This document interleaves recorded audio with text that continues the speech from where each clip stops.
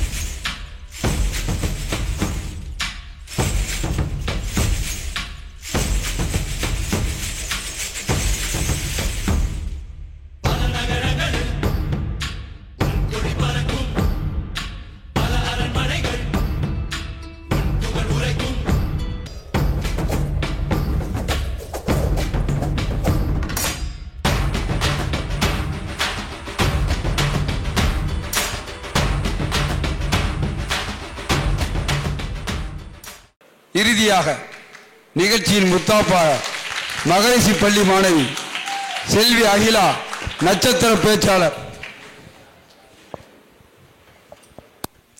ஐயா, பெரிய தர நம்மள சிறிய அளவு சீரழிக்குது. ஆனா இந்த சிறிய தர நம்மள பெரிய அளவு சீரழிக்குது. குடும்ப தாய்மார்கள் எல்லாம் நாடகத்தை பார்த்துட்டு மகிழ்ச்சியில பூரிக்கிறாங்க. ஆனா குடும்பம் தான் கவலை கடல்ல தத்தளிக்குது. புகைப்படம் வந்த காலத்துல மக்களோட மனசு புண்படல. திரைப்படத்துல ஊமை படம் வந்தப்ப மக்களோட மனசு கெட்டு போகல. ஆனா என்னைக்கு சின்னத்திர வந்துச்சோ அன்னைக்கு இந்த சமுதாயமே சீரழிஞ்சு போச்சியா. சின்னத்திரையில வர்ற நடிகர் நடிகைகளுக்கு கொடுக்கிற மரியாதைய கூட யாரும் பெத்த தாய் தந்தைக்கு கூட கொடுக்கிறது கிடையாது. குறிப்பா ஒரு அம்மா வேகாத வெயில்ல வீதி வீதியா அலைஞ்சு காய்கறி வித்து தன்னோட பையனை படிக்க வச்சாங்க. பின்னாடி அவர் பெரிய ஜவுளி கடையை தொடங்கினாரு. தாய் இந்த அளவு உழைச்சு உயர்ந்தது காரணமான தன்னோட தாயை வச்சு திறக்காம யாரோ ஒரு சினிமா நட்சத்திரத்தை கூட்டிட்டு வந்து கடையை திறந்தாரு சார். நட்சத்திரங்கிறது அழகுதானே, அது அன்பு கிடையாது. அந்த அன்பு தாய்கிட்ட மட்டும்தான் கிடைக்குங்கிறத அவர் உணரல. எது அழகு? அரைகுறையா ஆடை அணிச்சுட்டு அணிவகுத்துக்கிட்டு வர்றதுக்கு பேர் அழகி போட்டியா? காஞ்சி பட்டுடுத்தி கஸ்தூரி பொட்டு வைத்து தேவதை போல் நீ நடந்து வர வேணும்னு படிச்சிருக்கான். ஆனா இன்னைக்கு தாவணி உடைங்கிற வார்த்தையே மறந்து போச்சியா. பல பேருக்கு தாவணிங்கிற வார்த்தையை கேட்டோன்னா மதுரை மாட்டு தாவணி மட்டும்தான் ஞாபகத்துக்கே வருது. அப்படியா சொல்ற? இப்போ இது வந்துருச்சு. அது என்னது இப்போ புதுசா வந்துருச்சு தாவணி. நான் கூட என் மகளுக்கு எடுத்தனே ஆப் சேரிங்கிற பேர்ல. இப்போ நீ வாங்கலையோ? உனக்கு தெரியும், நீ போட்டுக்க சுடிதார், உனக்கு ஆப் சேரி. இப்போ மறு ஃபேஷன் வந்துருச்சு, எல்லாருமே ஆப் சேரி வாங்க ஆரம்பிச்சுட்டாங்க. நீனு வாங்கு, நல்லா இருக்கு. ஓகே சொல்லு. 16 முழத்தை கட்டி தானே என் பாட்டி தாலாட்டுனா, அதே 16 முழ புடவையோட தானே கேபி சுந்தராம்பாள் திரைக்கு வந்தாங்க.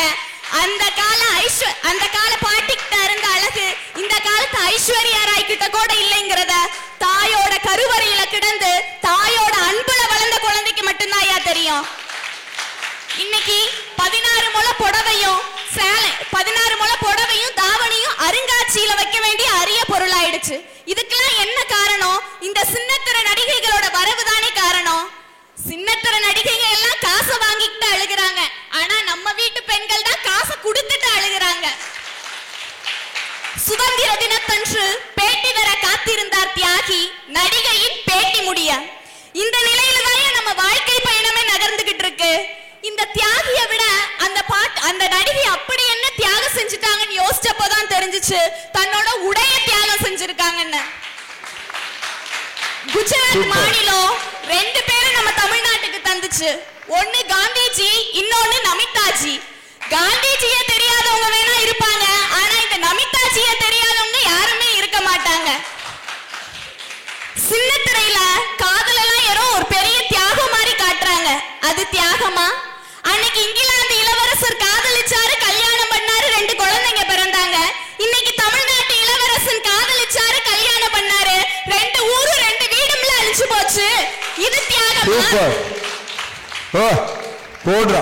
இந்த காதல வீட்டுக்குள்ள கொண்டு வந்து பிஞ்சுங்களோட மனசுல நஞ்ச கலந்தது எது? இந்த சின்னத்திரை தானே. தொலைக்காட்சி இன்னைக்கு பல குடும்பங்களை சீரழிச்சிருச்சு. நான் சமீபத்துல ஒரு கவிதை படிச்சேன். தொலைக்காட்சி பார்க்கும் நேரம் விருந்தினர் வருகை, விசாரிக்க விளம்பர நேரம் வராமலா போய்விடும்.